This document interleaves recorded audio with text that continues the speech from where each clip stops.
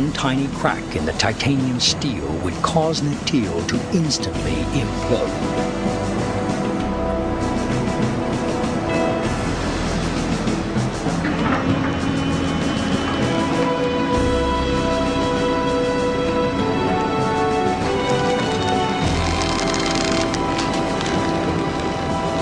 The waters themselves can be very hostile. Freezing temperatures and strong currents add danger to every dive.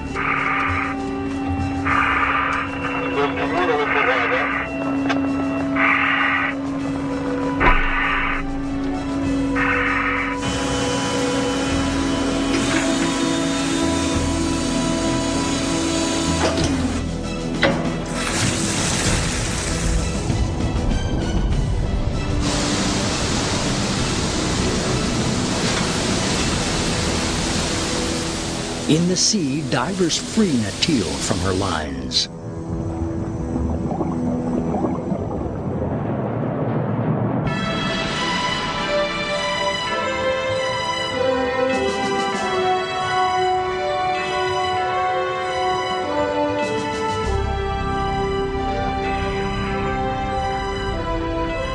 In the control room of Nadir, the crew monitors the sub's progress using state-of-the-art visioning software. But if the sub gets in trouble, there's little that can be done from Nadir.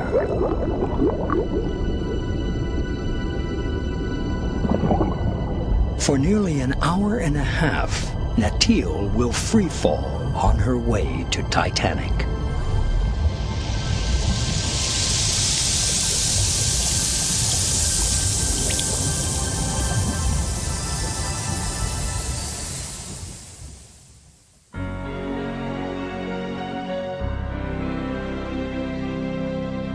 Titanic was the pride of Belfast, Northern Ireland, towering over the city where she was built.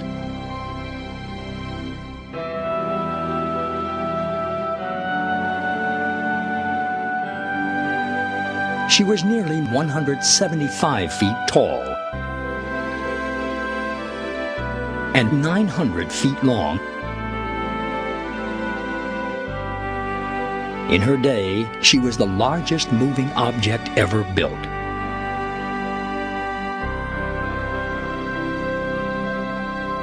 Her engines were 4 stories high.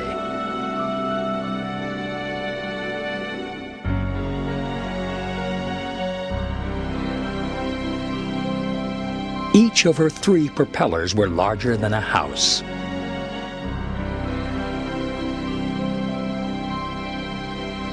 Titanic's hull was comprised of more than 2,000 1-inch thick steel plates, held together by some 3 million rivets.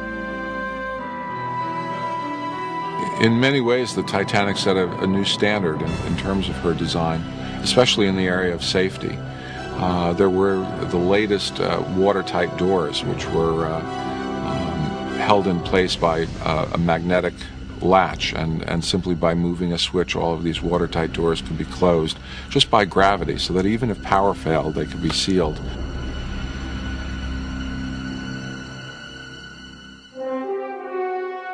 Titanic was designed to sustain some damage. The popular press dubbed her invincible and even unsinkable. On her maiden voyage, more than 2,000 passengers and crew would board Titanic, all confident they would reach New York safely. Only 705 completed the journey.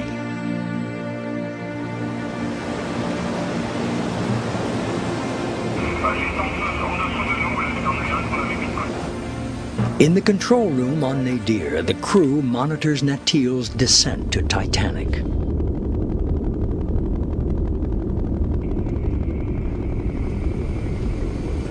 Well, this is Paul Mathias calling from 3,800 meters below the ocean surface. A couple of very tiny portholes up here in the front that we're looking out of that are 6 inches thick. Depth indicator says we're at 3,767 meters. That's about 2.5 miles straight down from the ship we left about an hour and a half ago. And looking forward to seeing the bottom come up here any second now.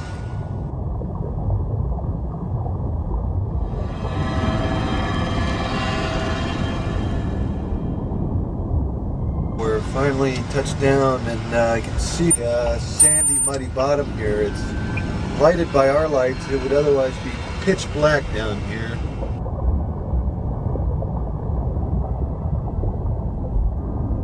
Out of the darkness, a figure begins to slowly appear.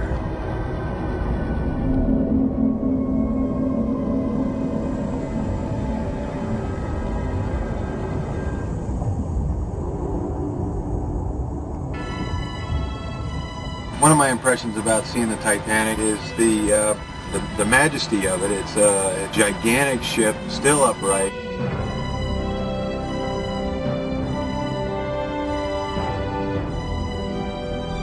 And you can see what was once obviously a very impressive, very well equipped sailing vessel.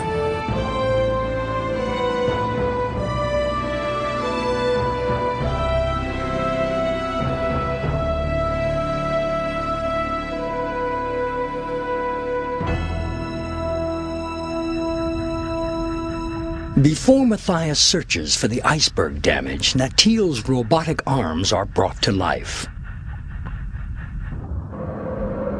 The pilot activates the claws and carefully clutches the sonar.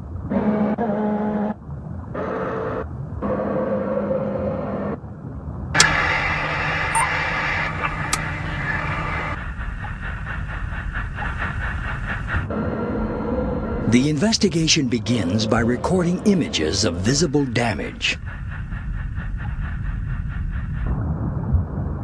This information will help Matthias interpret what he finds under the mud.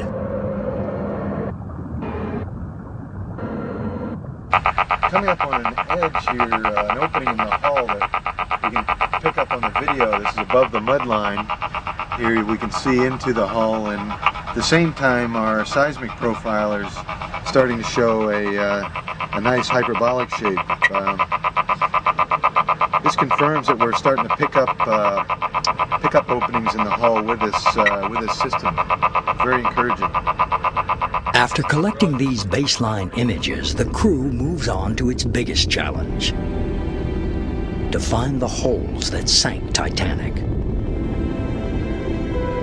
The use of sonar at this depth to peer through the mud has never been attempted.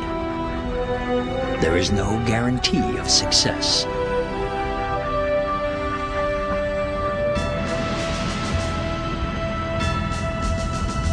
The survey takes 3 hours. What will Matthias find buried beneath the mud?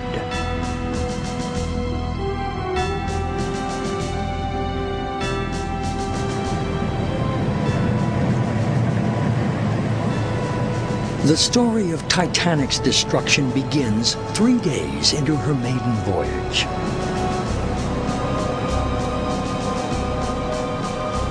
Titanic's captain, E.J. Smith, receives several ice warnings from other ships. Smith alters course further south to avoid the danger, but he still maintains Titanic's fast speed. I can't imagine any condition that would cause a ship to founder. Modern shipbuilding has gone beyond that.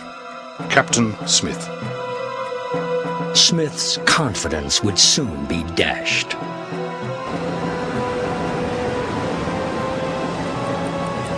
"11:40 Sunday evening. Lookouts high in the crow's nest spot an iceberg looming in the haze. They ring a warning bell 3 times and message the bridge. From the bridge, the Titanic is turned hard to port. But it's too late. Captain Smith dispatches one of the ship's builders, Thomas Andrews, to assess the damage.